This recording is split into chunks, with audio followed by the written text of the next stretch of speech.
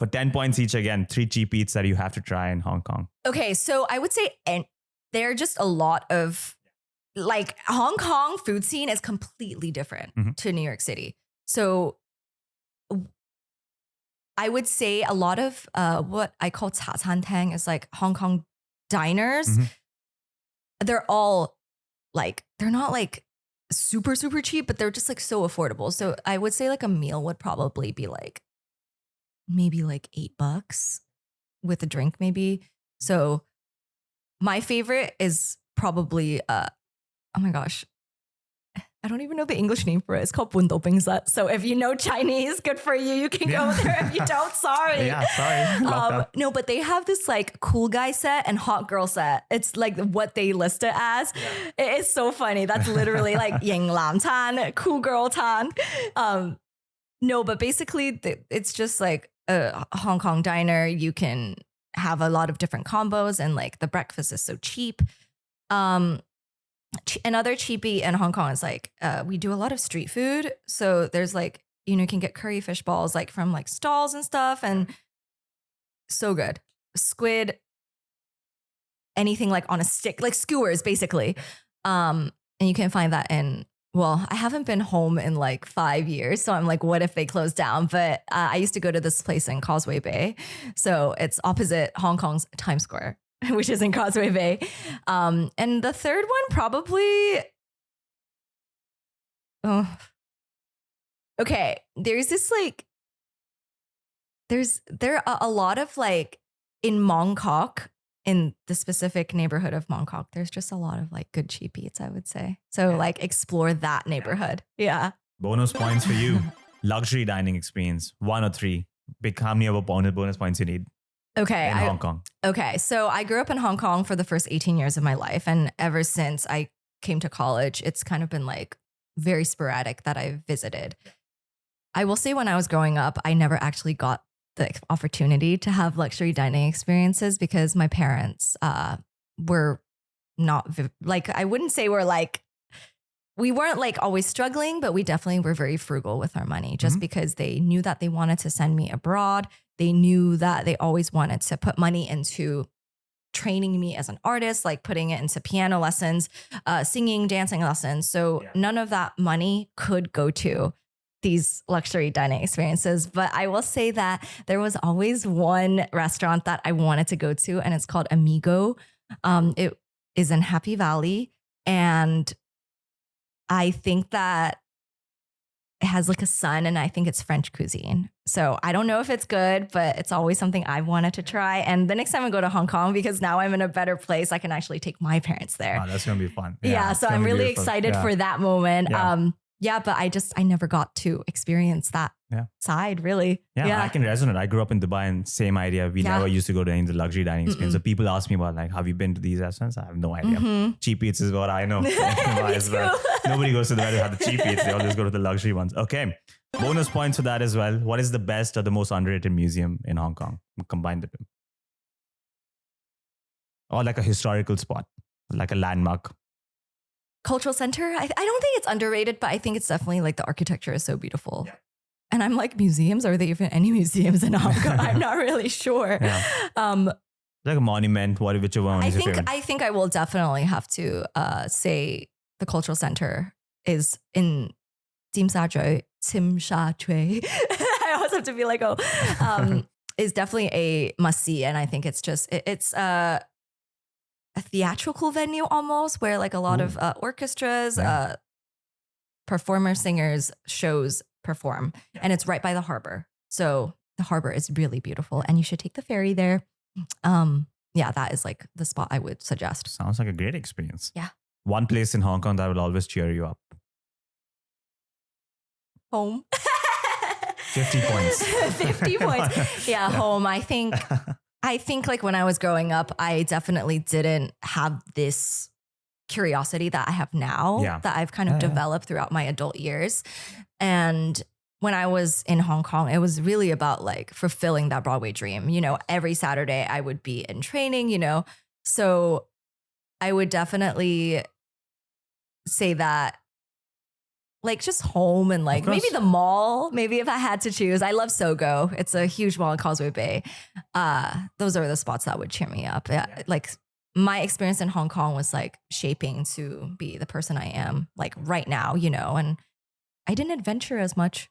Yeah. I get it. Yeah. I mean, I say I can resonate because the city you grew up in is not, you don't often view it as a tourist, and like all these places that are out there. Sometimes people come to your city and you're like, I've never been there and I've been here for so many years. Yeah. So it's the same idea. But yeah, New York, I started treating like, I have to experience every single thing. Completely can resonate. What's one fun activity that you can do in Hong Kong? For Steven. For Steven. Steven's back. Steven's back. Steven, you're asking for a lot of favors. I'm just kidding. What's one fun thing you can do in Hong Kong? Well, Hong Kong is honestly like shopping central. Yeah, that is an adventure. I think that if you like shopping, you're going to have a lot of fun in the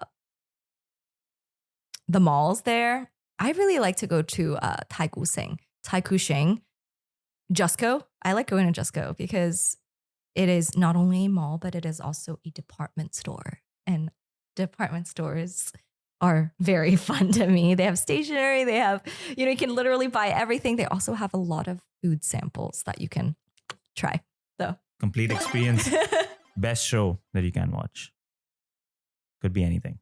Okay, so fun fact about Hong Kong, there are not a lot of shows that are long running. It's not like Broadway. And I think that's kind of what drew me to New York City, is because like being an actor can be your job as well. And in Hong Kong, like it can be your job, but you need something else to supplement it. I mean, maybe things have changed since I've come here, but that's always like, to my understanding, is like a lot of shows is like a 3-week, 4-week engagement.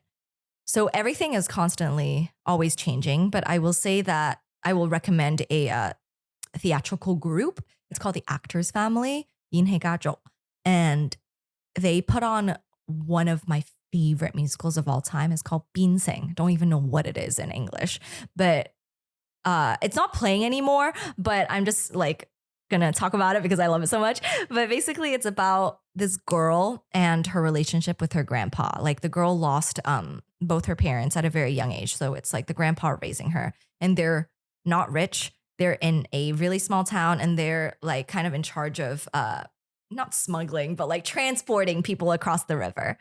And it's about like coming of age story. And in the end, it's very sad because, but I will say, because of that show, I've always loved watching shows put on by the Actors Family. And I hope that the show comes back one day because I would love to play the girl. But yeah, I think they're a really solid company that puts on really cool original shows that, is a fun time. And, Sounds beautiful. One idea for a date in Hong Kong.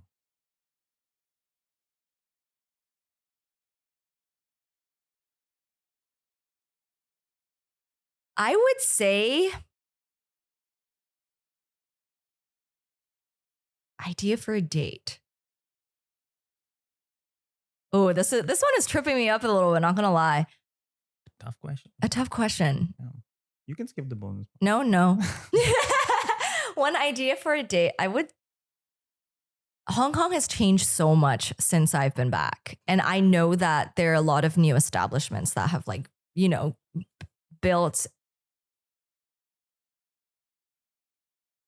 been built. Grammar. Broady broad. Broady broad. This is me though. This sidetrack, not trying to distract anyone, but I noticed.